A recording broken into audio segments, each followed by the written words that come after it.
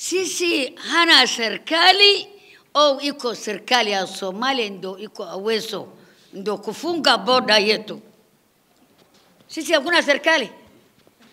Wabe ile custom boda iko custom iko mayumba mingi ndo anaharibu umbwa. Sasa kila siku sisi naomba serikali yetu, naomba kwa regional, tuomba kwa Ruto, serikali ya Kenya yote, tumesema afunguliwe hiyo boda customer. Sasa custom nani iko mkono yake, Somalia au Kenya? Hakuna. Iko serikali ya Somalia ndo anashinda sisi. Iko serikali ya Somalia ndo anaogopa kwa askari yetu. Askari yetu hana nguvu, hana kusuia kwa watu wengine. Tafadhali tumuomba wewe salamia sisi Ruto, yeye ndio amefanya kibande free. Watu wa Ethiopia anachukua kibande, watu wa Somalia anachukua. Sasa yeye amesema free. Kesho nani nalumu nani? Kesho kuto makambili ingine watu amelera wesi kaba anakaa watu ingine ndio umetoka bali ingine.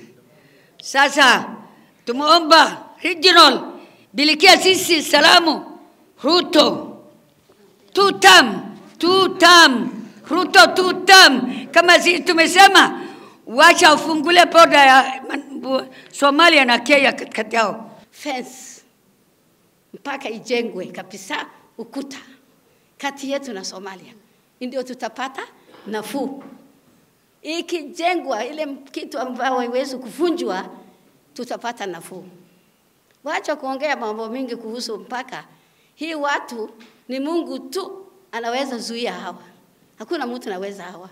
Tumeongea Kiswahili, tumeongea Kizungu, tumeongea kila lugha, hakuna tofauti, hakuna mbadiliko.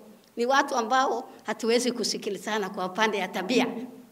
Fence tu mimi naomba waambie president atuwekee fence ya ukuta mawe kati yetu na hii. Wamekataa, walisema kuna mpaka atawekwa. Kwa hivyo tunataka mpaka iwekwe, peleka hii ujumbe yetu. Hile mambo mengine nitaongea ni hii barabara ya upande ya west. Kuna shida upande ya west. Barabara imefungwa, magari zinapigwa, watu wamekuwa na uoga, hakuna kupitia. Kama regional commander nataka uchukue hatua yako kama serikali. Hii mambo itafutwe vizuri, bila kuzizia, bila kuogopa, bila kuangalia kabila. Hiko shida upande ya west. Wengine zamani kulikuwa na serikali yetu inatupatia chakula wale maskini, hata watu wachungaji huko msituni wako na shida. Serikali ya administration walikuwa wanasaidia sana wale maskini. Ma-NGO walikuwa wanatusaidia, lakini siku hizi hatuoni chote, hatuoni.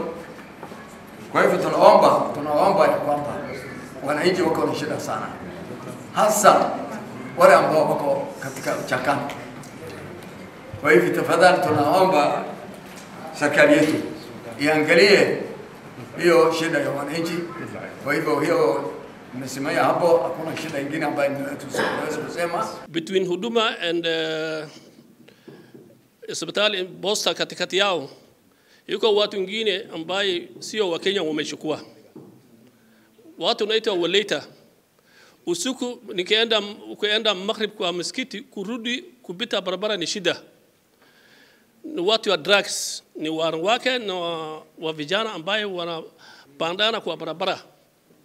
Juzi wakati nimetoka msikiti hivi, ikiwa mimi naenda kwangu nyumbani, nilikuta wa vijana wawili na wasichana wanafuta sigara kwa barabara. Niliongea, kwa nini nyinyi mnasimama mahali aina gani? Wameniambia kama wewe unataka roho yako toka bana, tembea bana, ongea juu yetu.